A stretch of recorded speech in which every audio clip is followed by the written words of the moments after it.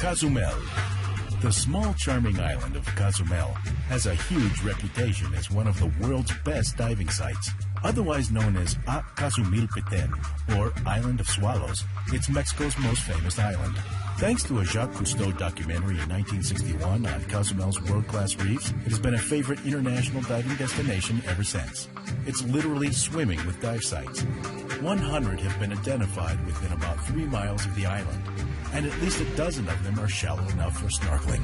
From mid-December to April is Cozumel's busiest season when prices reach their peak. This time of year is popular not just to escape cold European and North American winters, but also because it's Cozumel's dry season. Summer tourists begin to arrive during July and August, the hottest months, when average temperatures range from 30 to 33 degrees centigrade. September and October enjoy less rain and are a lot less crowded. The ideal time to visit, however, is probably from November through early December. You only have to imagine the warm sand, the caress of foamy waves, and the warmth of the sun's rays to wish you were on a beach in Cozumel.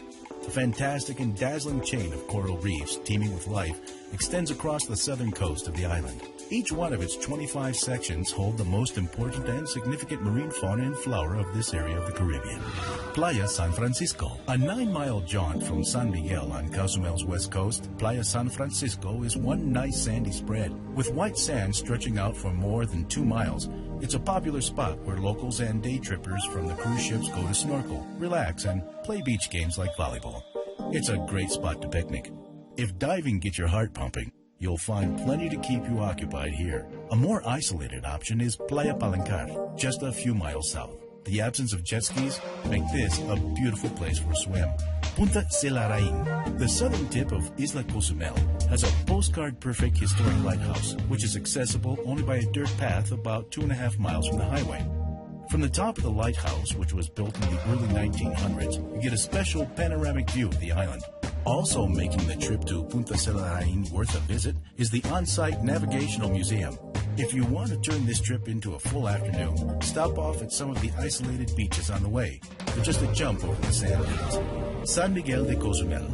Isla Cozumel's only town is San Miguel de Cozumel, where you'll find restaurants, bars, hotels, tour agencies, banks, and many other amenities. The waterfront bustles with cruise ship tourists. Wander off the track a little for a dose of the vibrant local scene.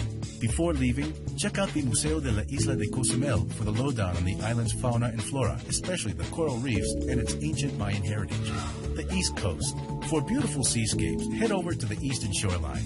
Punta Chiqueros, Playa Chenrío, and Punta Morena are peaceful alternatives to the island's most crowded west coast niches. El Castillo Real.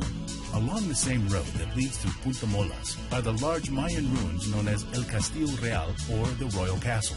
Other ruins of interest include the Temple of San Gervasio, which was erected by the Mayans as a tribute to Ixchel, the moon goddess of fertility. El Cedral, Old Jail. This Mayan ruin is the oldest on the island, dating way back to 1800 AD, and served as a jail in the 19th century. El Cedral is thought to have been an important ceremonial site. Today, a small stucco church sits next to the ruin.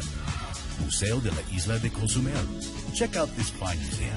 Exhibits here present a clear and detailed picture of Cozumel's fauna, flora, geography, geology, and ancient Mayan history. Parque Chancanab is a popular snorkeling spot when cruise ships are in port, though there's not much to see beyond brightly colored fish and some deliberately sunken artificial objects. The beach is beautiful, though, and just inland is a limestone lagoon where turtles frolic and iguanas lounge. The museum exhibits marine life, while the incredible botanical garden houses a huge array of plants. Oh, and by the way, you can also swim with dolphins. The beach is lined with palapas, which are thatched roof shelters, and fiberglass lounge chairs. Plus, you can rent snorkeling and diving equipment or try out snuba, which is diving with a helmet that requires no special training. Dolphin and sea lion shows are included in the admission price. There's a small archaeological park containing replica Olmec heads and Mayan artifacts, and a small museum housing objects imported from Chichen Itza. Other facilities include a restaurant, bar, and snack shops, as well as dressing rooms, lockers, and showers. Playa Palancar, local favorite, is one of the island's nicest public beaches. There's a beach club that rents hydro bikes, kayaks, snorkeling gear, and sailboats, as well as a restaurant and a dive operation. Nearby Arrecife Palancar, or Palancar Reef, has some very good diving and snorkeling spots.